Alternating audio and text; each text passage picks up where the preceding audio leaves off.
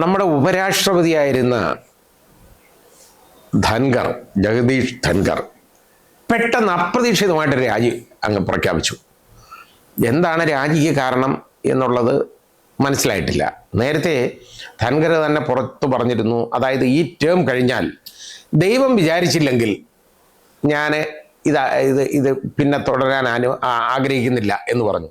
എന്ന് പറഞ്ഞാൽ ദൈവം വിചാരിച്ച് ഇനി പ്രസിഡന്റ് ആക്കിയാൽ ചിലപ്പോൾ തുടരാം എന്നുള്ളതായിരിക്കാം.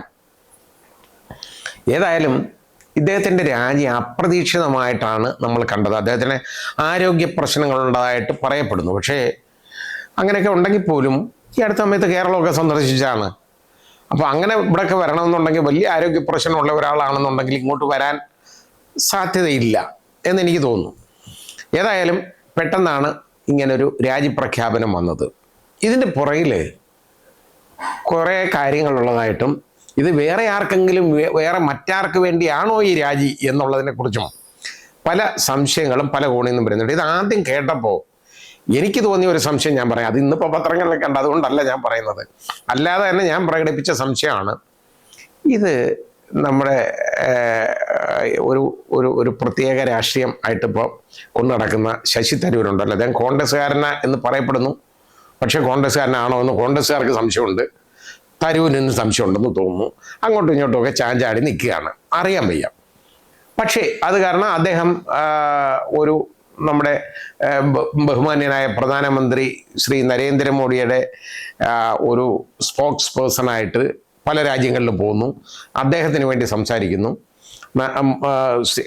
നമ്മുടെ പ്രധാനമന്ത്രിയുടെ സ്തുതികൾ എപ്പോഴും പാടുന്നു, അദ്ദേഹം അങ്ങനാണ് ഇങ്ങനാണ് എന്നുള്ള വലിയ രീതിയിലുള്ള പുകഴ്ത്തലുകളുമൊക്കെ ഇദ്ദേഹത്തിൻ്റെ ഭാഗത്തുനിന്ന് വരുന്നു.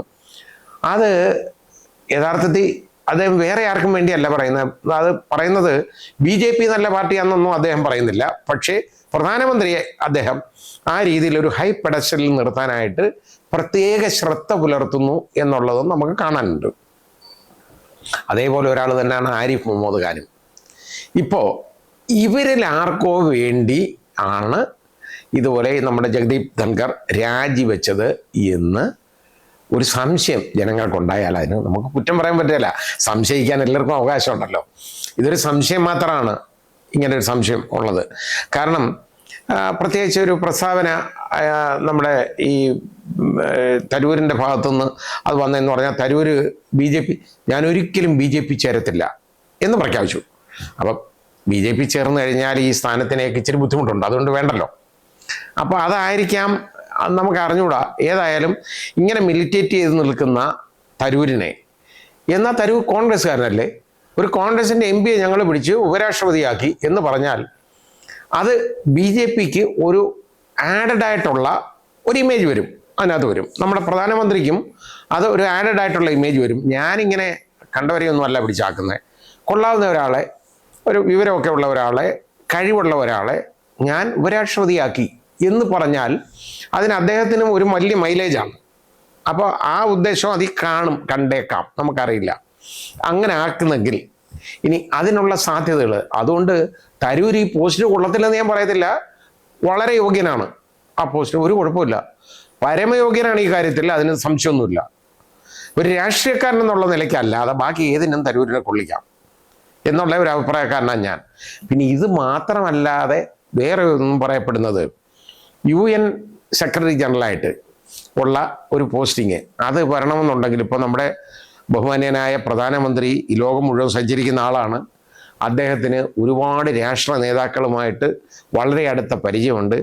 ഒരുപാട് രാഷ്ട്രങ്ങളിലെ പ്രഥമമായിട്ട്, അതായിട്ട് ഏറ്റവും കൂടിയ അവാർഡുകൾ അവിടെ കിട്ടേണ്ട ഒരു പൗരന് കിട്ടേണ്ട ഏറ്റവും വലിയ ഒരു അവാർഡ് ഓരോ രാജ്യത്തെയും മിക്കവാറും പല രാജ്യങ്ങളുടേതും അദ്ദേഹം സ്വന്തമാക്കിയിട്ടുണ്ട്. ആ രീതിയിലുള്ള ഒരു വലിയ സ്വാധീനം ചെലുത്താൻ കഴിവുള്ള ഒരാളാണ് നമ്മുടെ ബഹുമാന്യനായ പ്രധാനമന്ത്രിയുടെ ആ സ്വാധീനത്തിൽ ഇനി ഈ പോസ്റ്റ്, അതായത് UN സെക്രട്ടറി ജനറലിൻ്റെ പോസ്റ്റിലേക്ക് വന്നാൽ അത് ഒരു നല്ല കാര്യമാണ്. അത് ആഗ്രഹിക്കുന്നതിന് തെറ്റൊന്നുമില്ല, ഒരാൾക്ക് അങ്ങനെ ആഗ്രഹിക്കാം. അതിനും കഴിവില്ലാത്ത ആളാണ് തരൂരെന്ന് ഞാൻ ഒരിക്കലും പറയത്തില്ല. അതിൽ പരമയോഗ്യനാണ് തരൂർ, അതിന് സംശയമൊന്നുമില്ല. ശശി തരൂരിനെ പോലെ അതിന് കഴിവുള്ള ഒരാളെ എനിക്ക് വേറെ കാണിക്കാൻ കിട്ടത്തില്ല. അപ്പോൾ അദ്ദേഹം അതുകൊണ്ട് അതിന് പരമയോഗ്യൻ തന്നെയാണ്, അതും കുഴപ്പമില്ല. പിന്നെ പലർക്കും ഈ അധികാരം എന്ന് പറയുന്ന ഒരു വലിയ മോഹമാണ്. ആ മോഹം മനസ്സ് വെച്ചുകൊണ്ട് നടക്കുമ്പോൾ അതിനുള്ള മാർഗങ്ങളും അവർ നോക്കും. അതിലുള്ള ഒരു മാർഗമാണോ ഇത് എന്നുള്ളത് നമുക്കറിയില്ല. ഏതായാലും ഇത് രണ്ട് കിട്ടിയാലും എനിക്ക് സന്തോഷമാണ്. ഞാനൊരു കാര്യം പറയാം. കാരണം ഒന്നാമത് ഒരു മലയാളിക്ക് അത് ലഭിക്കുന്നു, ഈ സ്ഥാനലബ്ധി ഉണ്ടാകുന്നു. രണ്ടാമത് കഴിവുള്ള ഒരാൾ ആ സ്ഥാനങ്ങളിലേക്ക് വരുന്നു. ഇത് രണ്ടും കൊണ്ടാണ് എനിക്കുള്ള സന്തോഷം. ഏതായാലും ആ സന്തോഷം ഞാൻ എല്ലാവരുമായിട്ട് പങ്കുവെക്കുകയാണ്.